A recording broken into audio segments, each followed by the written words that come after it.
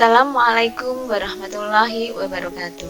Perkenalkan, saya Kemisi, calon guru penggerak Angkatan 7 Kabupaten Ngawi. Salam guru penggerak, guru bergerak Indonesia Maju. Perkenankan kali ini saya memaparkan kegiatan aksi nyata modul 3.2 Pemimpin dalam Pengelolaan Sumber Daya. Pada kegiatan aksi nyata ini, CGP diminta untuk melakukan diskusi mengidentifikasi sumber daya sebagai aset atau kekuatan sekolah. Tujuan pembelajarannya adalah calon guru penggerak mengidentifikasi secara kolaboratif bersama warga sekolah lainnya tentang aset, kekuatan, atau sumber daya yang dimiliki sekolah. Pada kegiatan aksi nyata 3.2, CGP diminta untuk mengidentifikasi sumber daya sekolah yang dilakukan secara kolaboratif agar semua warga sekolah dapat bersama-sama mengetahui dan memanfaatkannya untuk peningkatan kualitas pendidikan. Hasil dari proses pemetaan secara kolaboratif dapat dilaporkan dalam bentuk yang sesuai dengan kreativitas CGP, misalnya berupa foto atau video dan lainnya. Aset dalam komunitas. Sebagai sebuah komunitas, sekolah dapat memanfaatkan sumber daya yang dimilikinya sama seperti komunitas pada umumnya. Pemanfaatan sumber daya yang dimiliki sekolah dapat memanfaatkan konsep yang digunakan pada pendekatan pengembangan komunitas berbasis aset. Kita dapat meminjam kerangka dari Green and Haynes tahun 2016 yang memetakan 7 aset utama, atau di dalam buku ini disebut sebagai modal utama. 7 modal utama ini merupakan salah satu alat yang dapat membantu kenali sumber daya yang menjadi aset sekolah. Dalam pemanfaatannya, ketujuh aset ini dapat saling beririsan satu sama lain. 7 modal atau aset menurut Green and Haynes. 1. Modal manusia. Sumber daya manusia yang berkualitas. Investasi pada sumber daya manusia menjadi sangat penting yang berhubungan dengan kesehatan, pendidikan, kesejahteraan, dan harga diri seseorang. 2.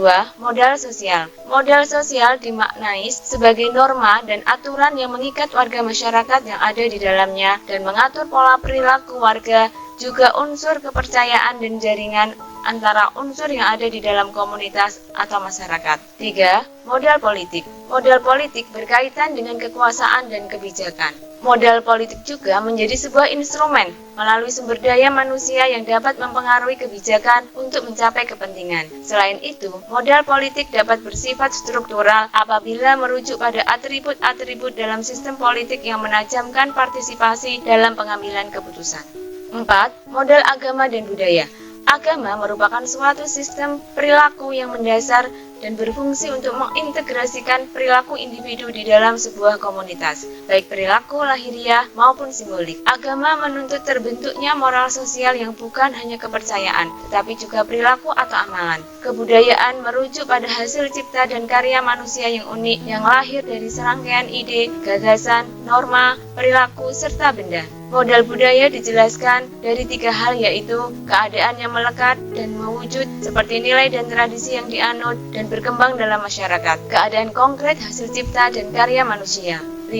Modal fisik. Bangunan yang bisa digunakan untuk kelas atau lokasi, melakukan proses pembelajaran, laboratorium, pertemuan, ataupun pelatihan. Infrastruktur atau sarana prasarana, mulai dari saluran pembuangan, sistem air, mesin, jalan, jalur komunikasi, sarana pendukung pembelajaran, alat transportasi, dan lain-lain. 6. Modal lingkungan alam. Bisa berupa potensi yang belum diolah dan mempunyai nilai ekonomi yang tinggi dalam upaya pelestarian alam dan juga kenyamanan hidup. Modal lingkungan terdiri dari bumi, udara yang bersih, laut, taman, danau, sungai, tumbuhan, hewan, dan sebagainya. 7. Modal finansial. Dukungan keuangan yang dimiliki oleh sebuah komunitas yang dapat digunakan untuk membiayai proses pembangunan dan kegiatan sebuah komunitas. Modal finansial termasuk tabungan, hutang, investasi, pengurangan dan pendapatan pajak, hibah, gaji, serta sumber pendapatan internal dan eksternal. Pada kegiatan aksi nyata 3.2 kali ini, saya akan melakukan kegiatan diskusi yang saya lakukan sebanyak 3 kali dengan semua unsur yang terlibat, yaitu kepala sekolah, rekan guru, murid, tokoh setempat, dan orang tua atau wali murid.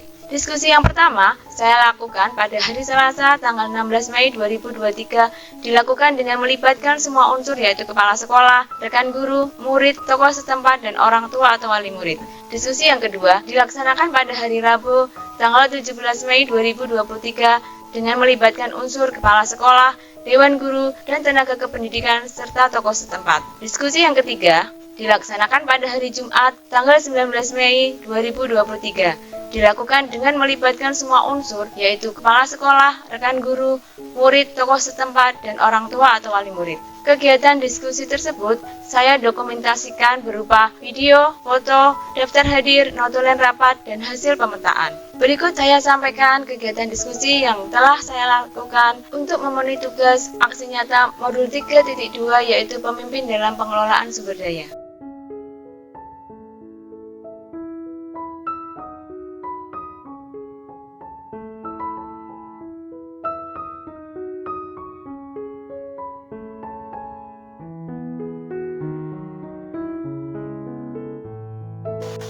Assalamualaikum warahmatullahi wabarakatuh. Waalaikumsalam warahmatullahi wabarakatuh. Selamat pagi Bapak Ibu. Saya ucapkan terima kasih karena sudah hadir di acara kegiatan rapat atau diskusi untuk mengidentifikasi sumber daya sebagai kekuatan atau aset sekolah. Kegiatan hari ini akan diawali dengan pembukaan, kemudian yang kedua adalah sambutan dari Bapak Dr. Andes Widiarsono selaku Kepala SMKN 1 Kasongan, kemudian dilanjutkan dengan diskusi dan kemudian penutup. Marilah kita awali kegiatan hari ini dengan mengucapkan bacaan basmalah. Bismillahirrahmanirrahim. Untuk selanjutnya saya minta Pak Widi untuk memberikan patah Bapak atas. Terima kasih kepada Bu Wisi. Assalamualaikum warahmatullahi wabarakatuh. Waalaikumsalam warahmatullahi wabarakatuh. Terima kasih kepada teman-teman, guru, komite sekolah, orang tua, kemudian anak-anak dalam rangka kegiatan guru bergerak untuk mendiskusikan mengenai aset-aset yang sudah dimiliki serta sumber daya manusia yang sudah dimanfaatkan oleh SMK Negeri 1 Kasongan. Bahwa ibu kita ini penting karena apa? Kita bergerak mencapai satu tujuan nasional. Jadi arah kita, sekolah kita adalah mencapai tujuan nasional, di mana lembaga kita secara khusus punya visi dan misi. Untuk mencapai visi dan misi itu, sekolah kita punya model. Kita perlu memiliki identifikasi aset atau model yang kita miliki dalam rangka mencapai visi dan misi tersebut. Ada model manusia, ada model sosial, ada model agama dan sebagainya yang nanti perlu kita identifikasi dan perlu kita diskusikan bersama. Ini bukan tugas kedepan dari calon guru bergerak. Jadi Bapak Ibu sekalian, kita nanti berdiskusi mengenai identifikasi terhadap model yang kita miliki untuk mencapai visi dan misi tersebut. Jadi arahnya ke tercapaian visi dan misi. Dalam rangka identifikasi itu kita melibatkan orang tua, melibatkan staf pendidik, ada tenaga kependidikan, ada siswa, dan nanti masukannya untuk mengembangkan ini sehingga arah kita untuk mencapai visi dan misi itu bisa tercapai. Saya kira itu yang perlu saya sampaikan. Ada kelebihan maaf, beritahu hidayah. Assalamualaikum warahmatullahi wabarakatuh. Waalaikumsalam warahmatullahi wabarakatuh. Terima kasih Bapak Widi atas sambutannya. Untuk selanjutnya kita akan mulai diskusi tentang mengidentifikasi sumber daya yang dimiliki oleh sekolah kita, yaitu SMK Negeri 1 Kasongan. Di dalam ini ada kaitannya dengan modul yang saya pelajari di 3.2, yaitu tentang pemimpin dalam pengelolaan sumber daya atau aset yang dimiliki sekolah.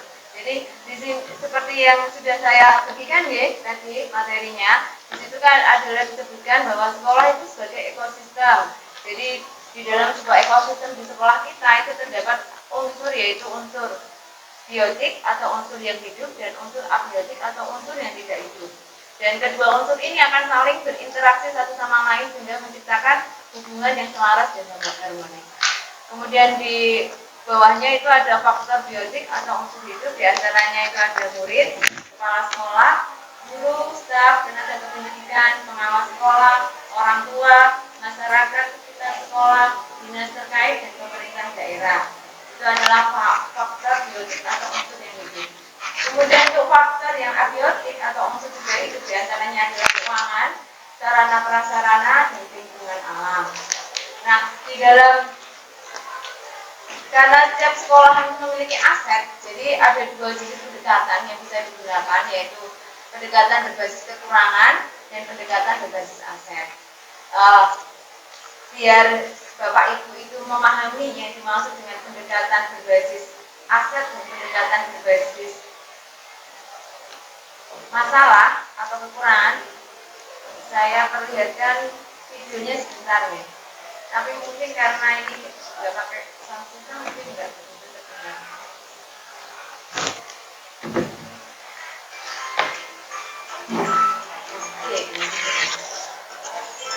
Ini ada dua situasi rapat.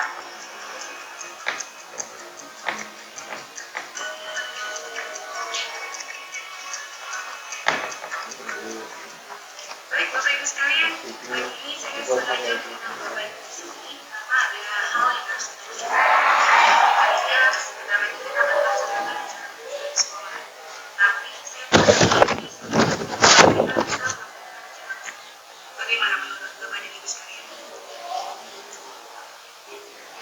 Kalau kita meminta bantuan dari wali murid, kayaknya agak susah. Tahun kemarin mereka tidak mau menyumbang uang. Iya sih. Tapi kalau acara perpisahan tidak dilaksanakan, orang murid akan menanyakan kepada saya. Kalau kita buat acara saja nih, dengan barang-barang yang dilakukan, ya itu susah juga. Minimal kita punya sound system, dan itu kita tidak punya. Terus kita harus sewa dan tidak ada dananya. Belum lagi nanti sewa panggung dan dekorasinya. Ya, kalau seperti itu kondisinya kita tidak bisa mengatakan apa-apa. Ya memang sih, tapi sayang juga dengan dana yang sedikit kita harus melaksanakan acara perpisahan. Iya Bu, kalau kita mengadakan acara perpisahan, berarti kita harus mengisi acara perpisahan tersebut dengan tari-tarian atau dengan yang lainnya. Dan kita juga harus melatih murid kita untuk tampil nanti di acara perpisahan. Kalau saya pribadi tidak sanggup waktunya terlalu mepet. Saya setuju. Acara itu kan membutuhkan dana dan waktu. Jadi latihan berkali-kali. Apalagi sekarang kondisinya waktu kita sangat mepet. Baiklah, kalau gitu kita dalam tahun ini kita tidak mengadakan acara perpisahan sekolah, kecuali jika kita mendapatkan dana dari pusat atau ada dana pos yang bisa kita gunakan untuk acara perpisahan. Ini situasi rapat yang kedua, berbasis aset kali ini.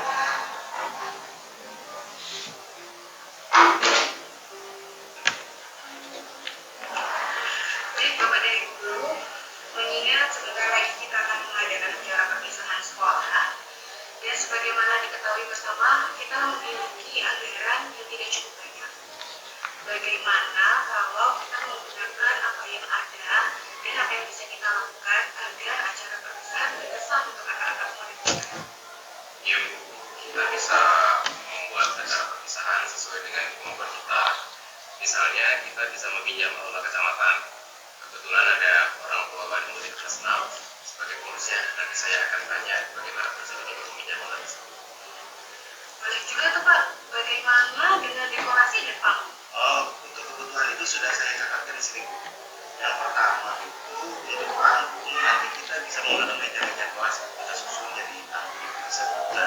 Untuk aula itu kalau Pak Uji bisa pinjam yang di dekat sekolah itu lebih mudah Bu. Jadi anak-anak kelas 6 bisa kita minta bantuannya mengangkat meja-meja itu ke aula.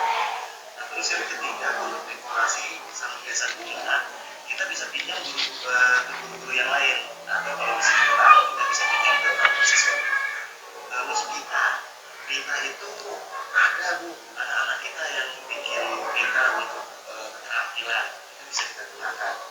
Nah untuk balon itu kebetulan tahun lalu kan masih ada sisa, jadi kita bisa gunakan balon tambah dekorasi acara kita ini. Saya juga punya ide Bu. Mas tahu bagaimana kalau kita menggunakan seragam anak-anak yang ada? Kemudian hiasan bajunya kita bisa menggunakan tapi yang untuk semuanya. Dan saya juga menggunakan di sini. geser kepala, kita juga bisa pakai daun, seadanya yang ada di tubuh. Kemudian kalau sedikit repot sih kita menggunakan karton dan sendiri seperti itu. Untuk konsumsi, bagaimana kalau kita melibatkan orang tua murid untuk menyumbangkan kue-kue kering yang nanti disajikan untuk mereka juga? Nah, bisa Bu, itu Bu, mereka boleh berkembang sesuai kemampuan mereka. Oke, baiklah. Saya sangat senang sekali mendengar ide ini Bapak dan Ibu sekalian. Ayo kita buat acara kisah ini menjadi berkesan buat anak-anak dan orang tuanya juga. Jadi buat Bapak Ibu, sudah tahu bedanya nggih antara berbasis kekurangan sama berbasis aset. Jadi kalau berbasis kekurangan tuh kita hanya melihat kekurangan yang ada toh. Oh ini nggak bisa ini, kita nggak bisa seperti ini, kalau nggak ada bantuan dana dari ini kita nggak bisa. Berarti kalau berbasis kekurangan itu apa? Kita hanya melihat kekurangan atau kelemahan yang kita miliki dan kemudian cuma menggantungkan pengen dapat bantuan dari pusat atau mungkin bantuan dari orang tua. Nah itu namanya pendekatan berbasis kekurangan. Kalau berbasis aset, nah tadi kreativitas Bapak Ibu guru di situ muncul. Jadi apa sih yang dimiliki sekolah saat itu? Oh meja, meja itu dibuat kampung. Oh nanti kita bisa menggunakan hiasan kepala dari daun, itu memanfaatkan lingkungan alam yang ada di sekolah. Nah sekarang sumber daya aset atau yang dimiliki sekolah itu ada 7 jenis sumber daya, yaitu salah satunya yang pertama adalah manusia, kemudian modal sosial, modal politik, modal agama, kemudian modal fisik, modal lingkungan alam, dan modal finansial. Nah sekarang kira-kira di SMK kita itu dari modal manusia itu yang kita miliki itu apa kalau di SMK Kasuman kira-kira? Ada pendidik dan tenaga pendidikan. Oh iya, betul. Sebentar saya catat dulu ya. Sama Jumlah pendidik ada 40 nih. Gimana? Jumlah tenaga pendidikan 11. 13. Nah, ketika buat jumlah siswa totalnya 796.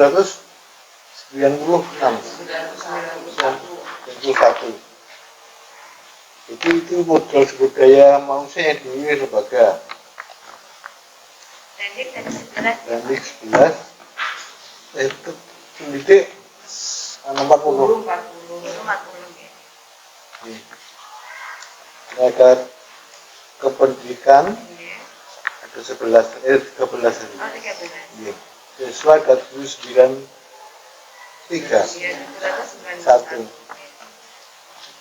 Itu dari segi modal manusia, siswa, guru, dan relawan. Kira-kira ini kalau modal manusia itu kan Bapak Ibu guru itu sudah sesuai dengan ininya bukan?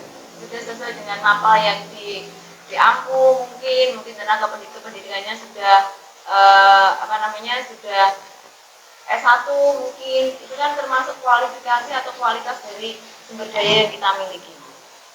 Pribon itu Bu Erwin. Tenaga kependidikan sudah memenuhi. Sudah memenuhi. Kemudian untuk wali murid Pak Sayed pribon, ada yang mau di ini mungkin modal aset apa kira-kira yang dimiliki oleh sekolah yang dengan lihat di sekolah ini? Tenaga kependidikan ini pasti saya sampaikan kekurangan apa? Tenaga yang masih dari tenaga non guru yang masih kritis. Ini Pak Lili sudah saya catat. Pak saya pribon. Nggih, pilih wali murid nggih.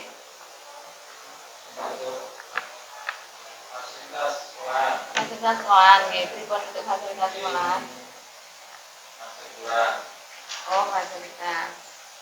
Kurangnya bagian mana?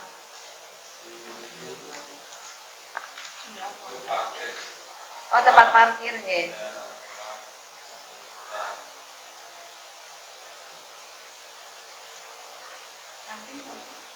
Kemudian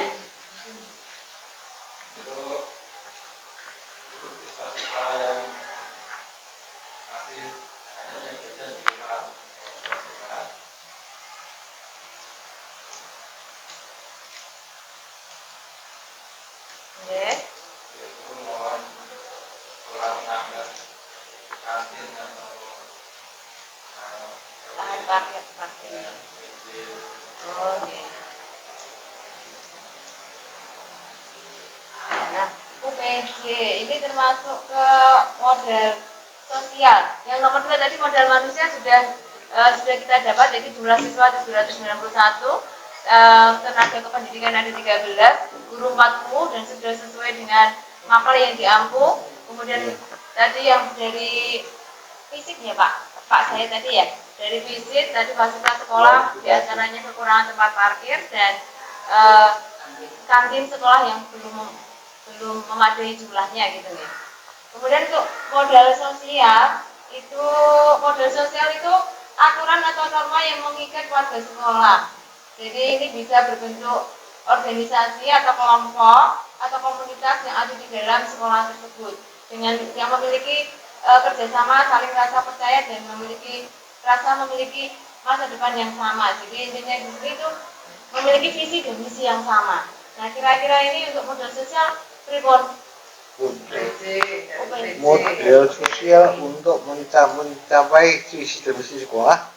Saya kira lembaga sudah secara positif memiliki, jadi kita di antara warga sekolah itu sudah ada kerjasama, sudah ada bersamaan, gotong royong, jadi saling percaya, memiliki kesepakatan atas visi dan misi yang sama sehingga mampu bersinergi untuk mencapai visi dan misi tersebut. Jadi model sendiri bagi lembaga ini kebersamaan, gotong royong, kemudian saling percaya, kemudian kepemimpinan di antara warga sekolah dalam rangka mencapai visi dan misi bersama. Jadi saya kira itu sudah merupakan model yang bisa bagi lembaga kita untuk mencapai visi dan misi itu. Jadi tadi model sosialnya adalah warga sekolah memiliki sebuah nilai kebajikan, diantaranya kerjasama, gotong royong, rasa percaya, kemudian memiliki kesepakatan untuk mencapai visi dan misi yang sama, yaitu visi dan misi sekolah nih Pak Didi. Kemudian kalau dalam komunitas dalam sekolah itu diantaranya kayak UPJ itu pripun?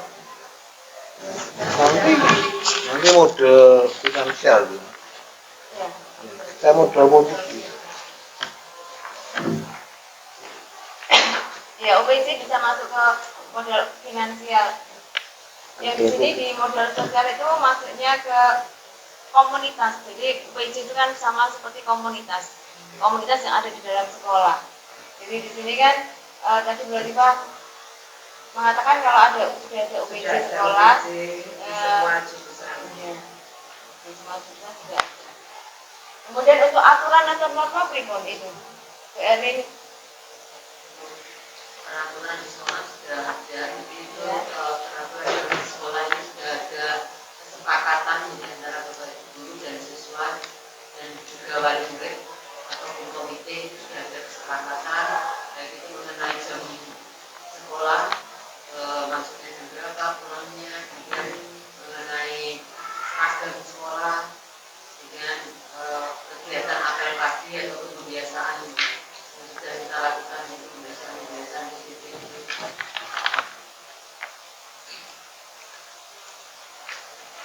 Jadi untuk yang aturan atau norma itu peraturan sudah ada kesepakatan ya antara guru, siswa, orang tua, dan komite tentang masuk sekolah, seragam, kegiatan apel dan kebiasaan yang sudah dilaksanakan di sekolah ini.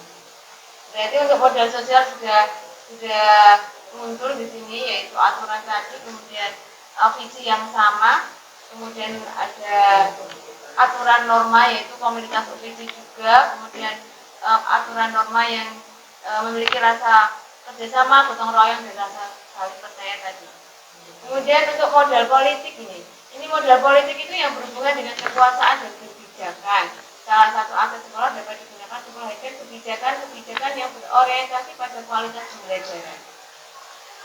Ini diantaranya ini Pak Widi Tripoli untuk modal politiknya Pak. Untuk modul-modul lembaga kita secara garis besar sudah memiliki, setiap warga sekolah sudah memiliki pandangan hidup dan ideologi yang sama, sehingga terkait dengan aturan-aturan yang diterapkan oleh pemerintah kita sudah siap melaksanakannya. Jadi seperti yang baru ini kurikulum Merdeka kita sudah siap melaksanakannya, sehingga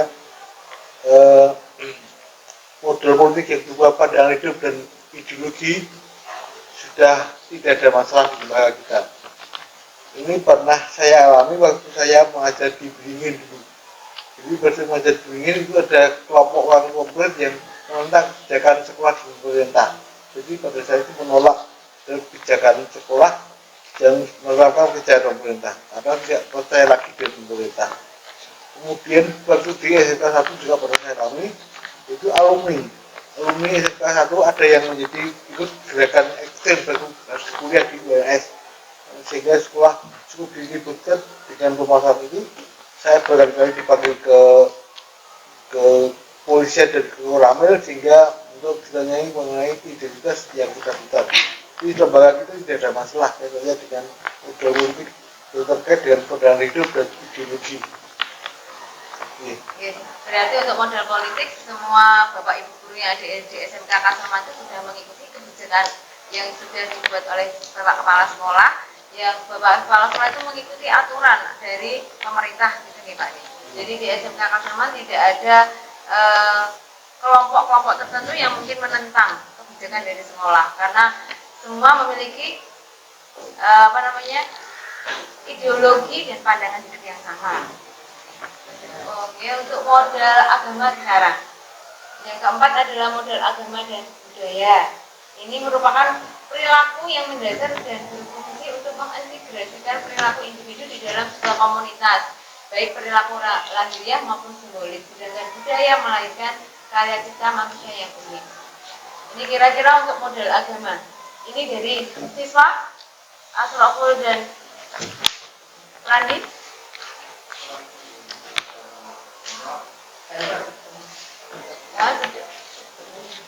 Seperti apa?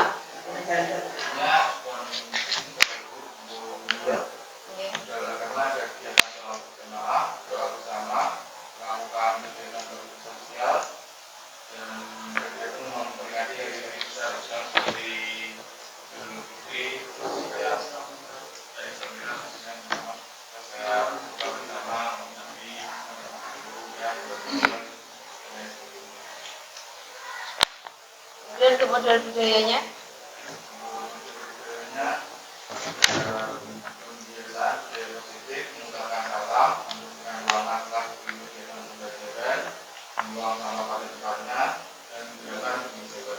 ini berarti yang untuk budaya kayak gerakan pendidikan itu sudah pernah dilakukan ya?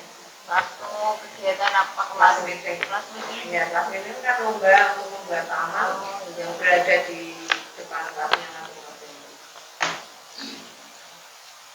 Untuk budaya selain itu Bu Erwin, maksudnya kan SMK Kaseman pernah mengikuti kegiatan lomba.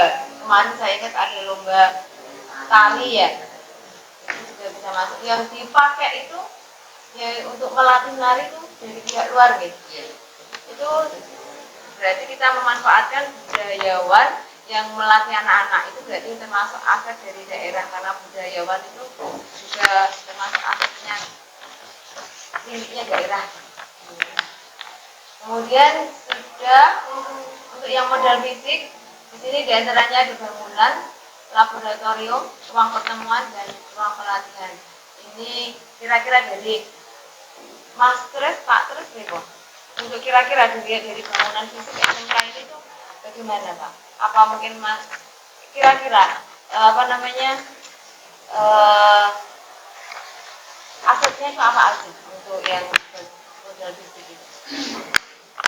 Kalau kita lihat di SMKN dan Kaseman sampai saat ini kan dari segi aset yang fisik ya, atau bangunan itu saya kira sudah lumayan lengkap.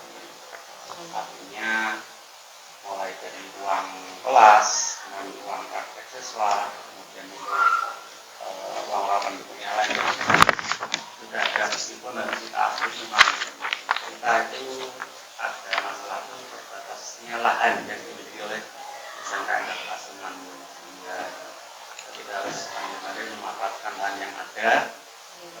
Kami juga sekarang ini kan bangunannya buat tingkat ya, 2 lantai. Tapi kan kemarin kalau tidak salah dari master plan yang dimiliki oleh SMK Angkat Pasuruan kan akan membuat letter O itu ya, dengan 2 nanti semuanya di lantai 2 tergabung terintegrasi, di mana ada kelas, kemudian ruang praktek, kemudian tempat ibadah sudah ada, semuanya kalau sudah ada ya, termasuk ruang-ruang untuk anak itu ya, ekstra juga sudah ada.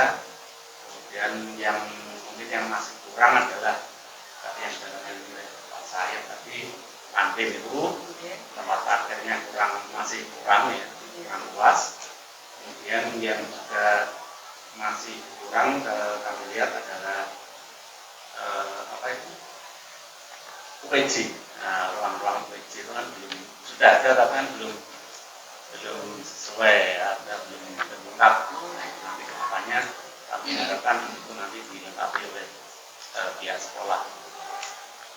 Setelah sebagai tokoh setempat di sini, kira-kira ya Mas, sebagai tokoh masyarakat, tokoh setempat di sini, Pak Terus memandang SMK Pasuruan itu prospeknya seperti apa?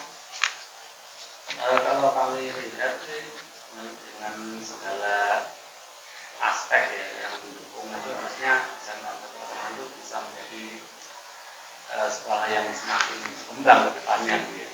Artinya kalau orang lihat kan di sini satu-satunya sekolah tingkat SMK ya di Kecamatan Kasuman dan Kecamatan Padas ya, 2 kecamatan. Dari segi potensi, dari segi apapun sebenarnya sangat mendukung lah untuk menjadi sekolah yang semakin maju ke depannya. Untuk dari perwakilan siswa, untuk fasilitas sekolah bagaimana? Untuk fasilitas keamanan ya izin agak berurus di waktu terkait ruangan itu kan tergabung sama ruang belajar itu juga kadang kalau ada kayak rata-rata dan suaranya kalau salah dari ruang belajar dan ruang belajar ya pernah sempat sekali pernah mau itu ada itu ada yang dari gambarnya kelas dari para kelas itu tapi kalau masalah ruangnya ya itu karena privasi dari Tapi saya kira karena kita itu membahasnya berbasis aset ya. Nah, kalau berbasis aset berarti bagaimana caranya sih mengkondisikan antara kalau sekarang kan misalnya minta ruangan tersendiri kan pihak sekolah mungkin kesulitan karena kan dananya terbatas. Jadi bagaimana kita bisa memanfaatkan ruangan itu untuk sebuah organisasi biar tidak saling bertigang. Berarti bagaimana caranya? Nah, iya caranya. Kalau misalnya mau rapat itu berarti harus koordinasi kan antara PMR ya tadi. PMR sama OSIS kan. Bagaimana caranya koordinasi biar tidak terjadi hal seperti itu lagi. Jadi tapi terima kasih untuk masukannya, nanti bisa jadi bahan untuk pengembangan sekolah selanjutnya. Gitu ya. Untuk Pak Mas Luki.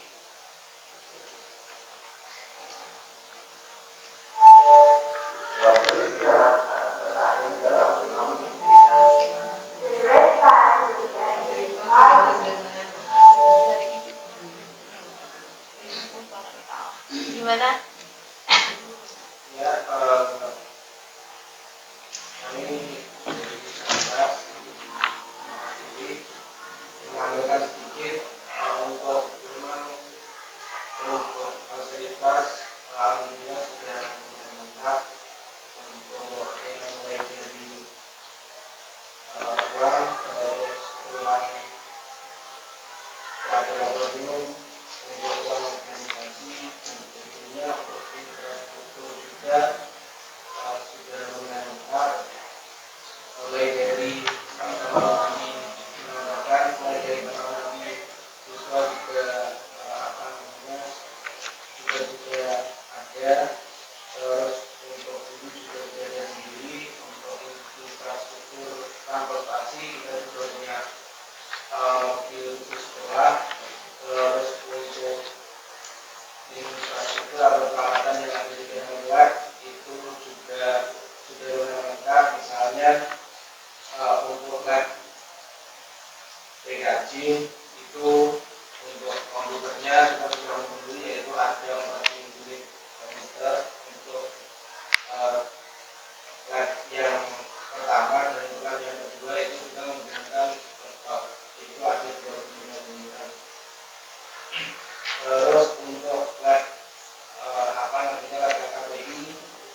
kita juga punya infrastruktur atau alat yaitu komputer ada 25 unit, terus laptop kita juga punya 1 unit untuk 1 bulan, dan untuk lab aplikasi kita memiliki 40 unit komputer dan 20 unit laptop. Terus untuk di setiap masing-masing ruang kita juga memiliki server masing-masing untuk setiap labnya. Terus untuk jaringan sekolah kita juga memiliki ruang server sendiri. Di situ untuk sebagian besar terintegrasinya seperti halnya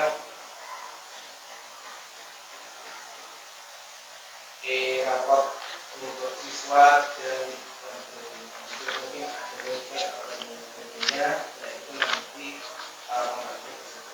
mungkin itu penambahan sedikit dari saya.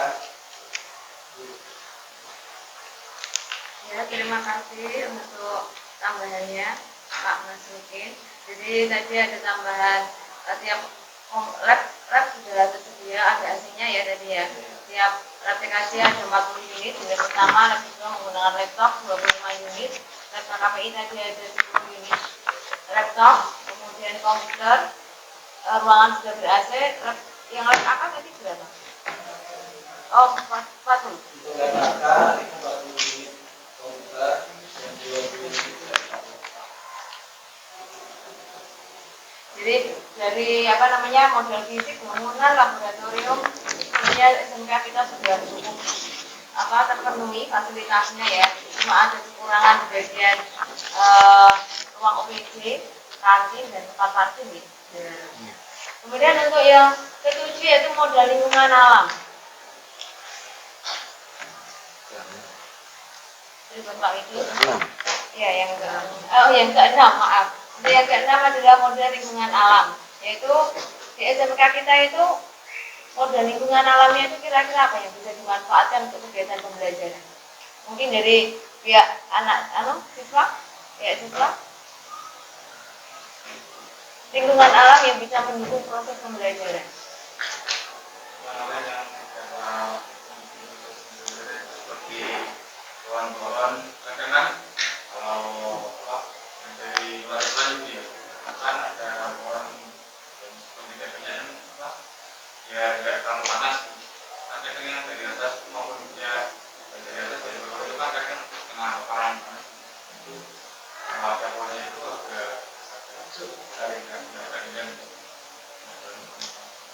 dan untuk lokasinya lumayan distribusinya mesti tidak mengganggu pembelajaran lokal dan pengalaman. Karena lingkungan alam, saya kira untuk lingkungan alam sudah cukup terpenuhi sama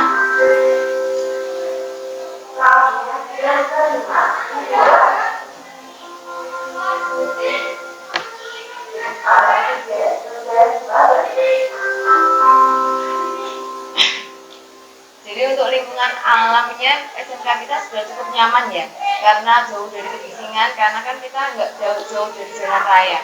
Kemudian taman-taman juga sudah lumayan rindang sekolah kita, walaupun pohon-pohonnya yang tinggi itu mungkin agak kurang itu maksudnya tadi ya. Kemudian untuk pemanfaatan pembelajaran, kira-kira lingkungan alam kita itu bisa nggak dimanfaatkan untuk kegiatan pembelajaran? Kegiatan pembelajaran seperti IPAS misalnya. Kira-kira bisa nggak? Bisa ya? Bisa.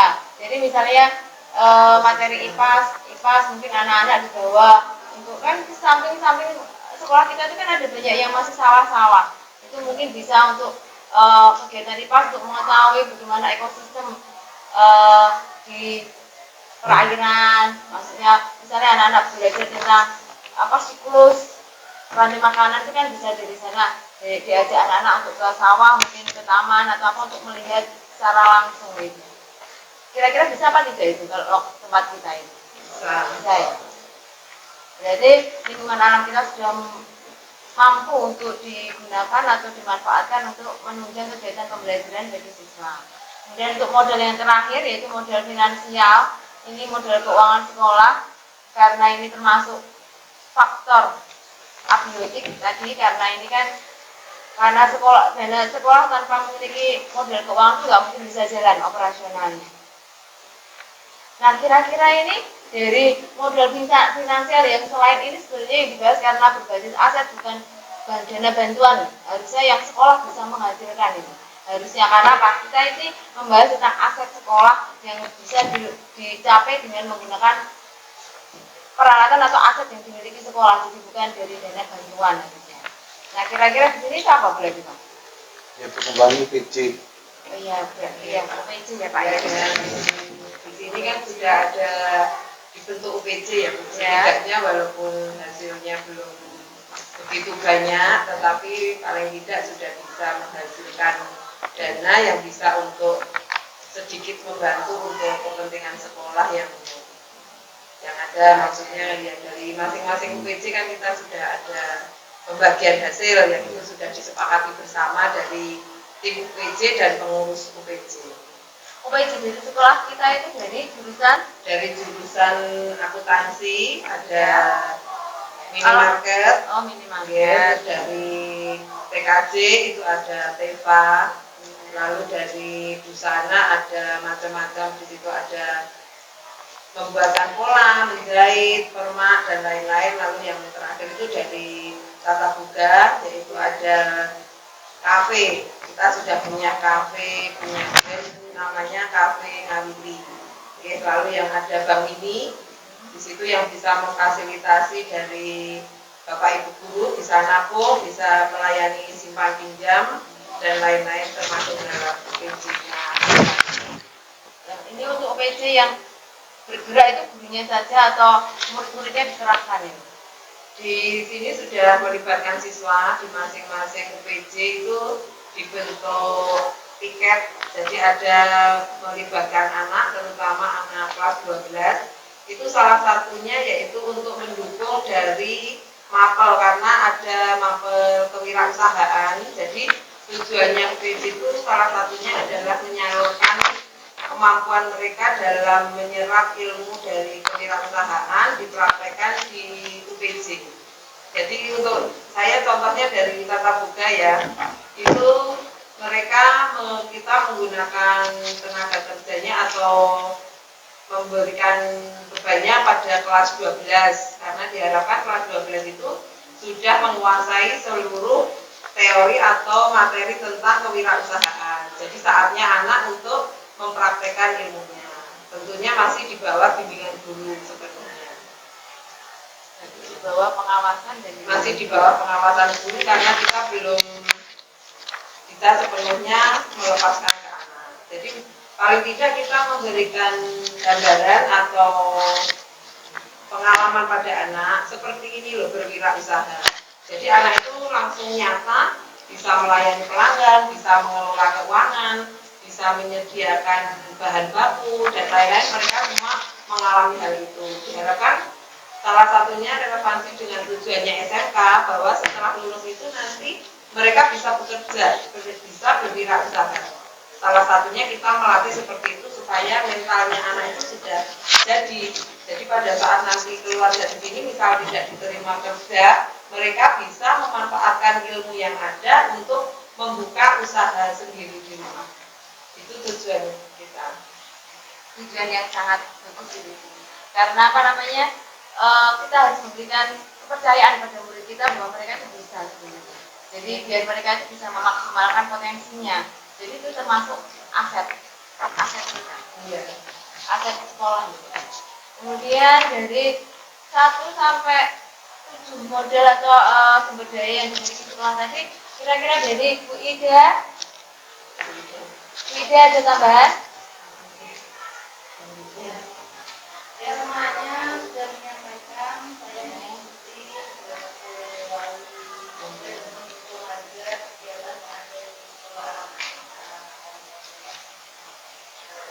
Pak Ibuono, ada tambahan Pak? Gimana? Tadi Bu Ida menyampaikan bahwa beliau mendukung setiap program sekolah. Jadi karena ini adalah aset yang dimiliki sekolah yang akan dimanfaatkan juga untuk kemajuan sekolah. Jadi kalau menurut Pak Ibuono begitu. Oh gitu, gitu. Berarti mengikuti ya sebagai perwakilan dari wali murid, jenengan sudah paham kalau ada 7 aset yang dimiliki sekolah tadi sudah disebutkan dan itu akan dimanfaatkan secara maksimal untuk pengembangan sekolah selanjutnya. Pak Sayed,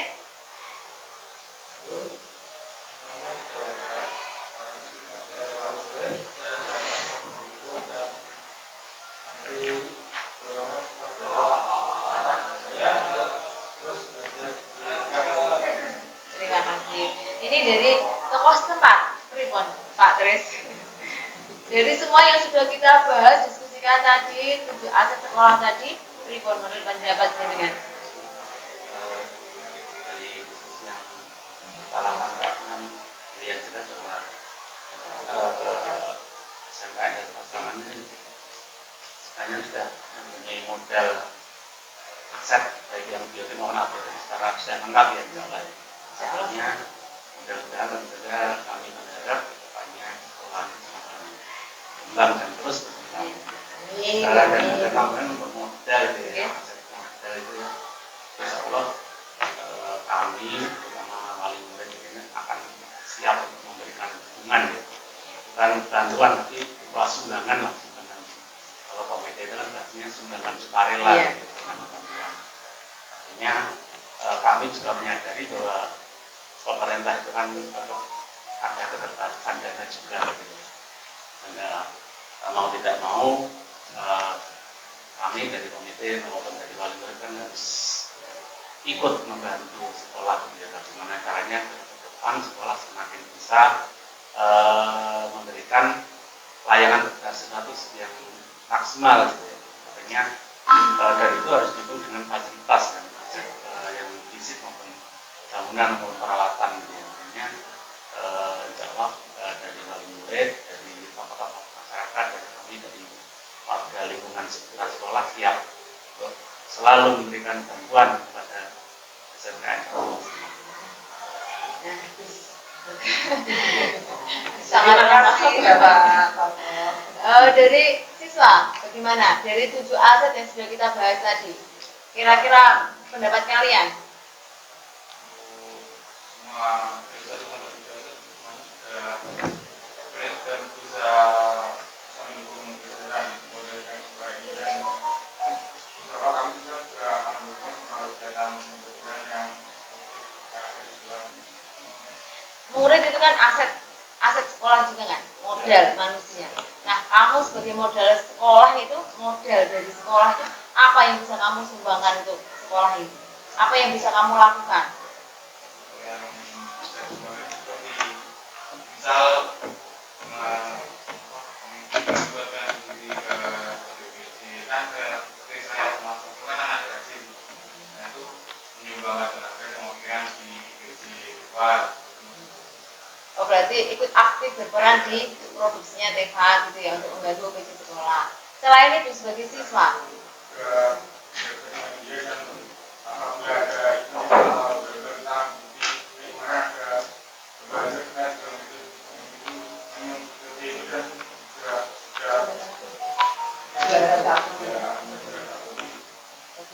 berarti kalian sebagai aset sekolah berarti harus bisa memaksimalkan potensinya untuk mendukung semua program sekolah agar sekolah ini mencapai visi sekolah itu tadi. Jadi bisa berkembang sesuai dengan harapan kita selama ini. Jadi demikian kegiatan diskusi kita Bapak Ibu.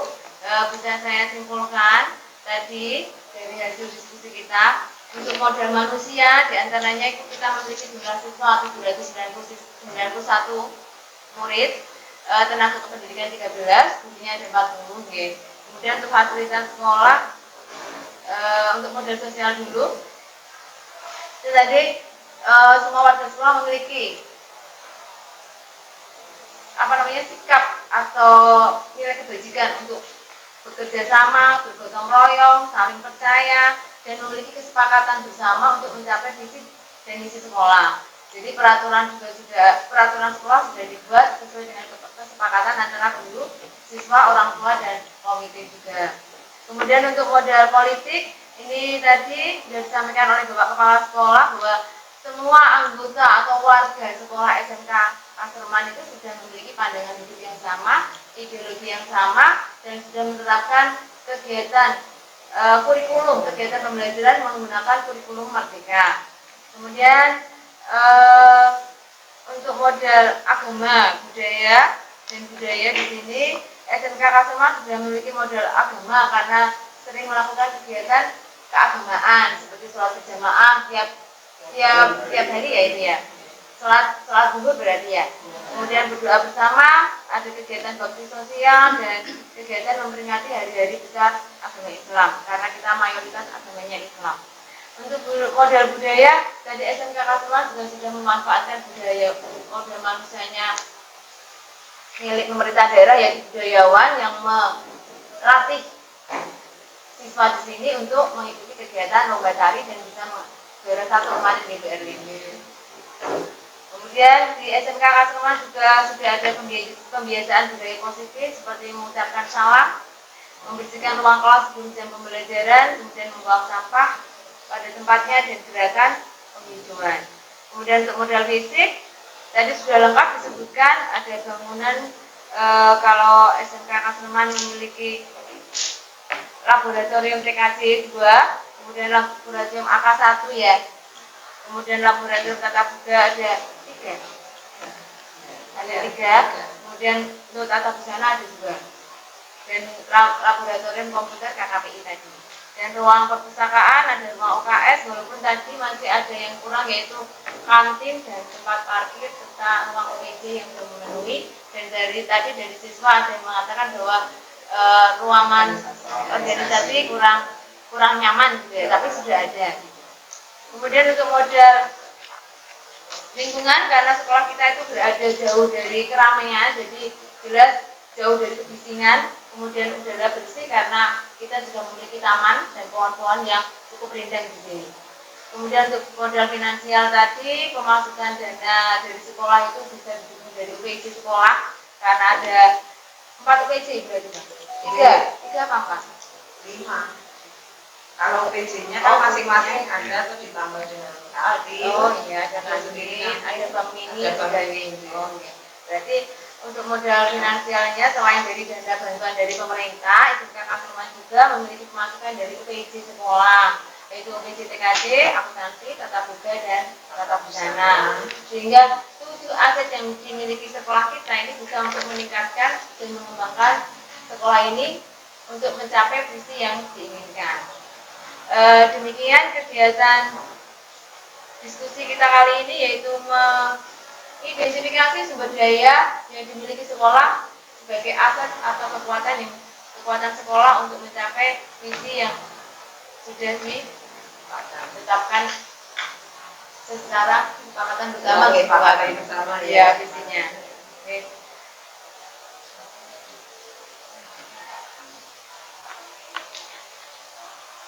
Hasil diskusi sudah saya sampaikan tadi rangkumannya. Sekarang kegiatan terakhir yaitu penutup. Sebelum saya tutup kegiatan ini, saya ucapkan terima kasih kembali kepada Bapak Widi selaku Kepala SMK Kasreman, Bapak Ibu Guru, tokoh setempat, kemudian orang tua wali murid dan siswa. Saya ucapkan terima kasih atas partisipasinya dalam kegiatan mengidentifikasi sumber daya sekolah.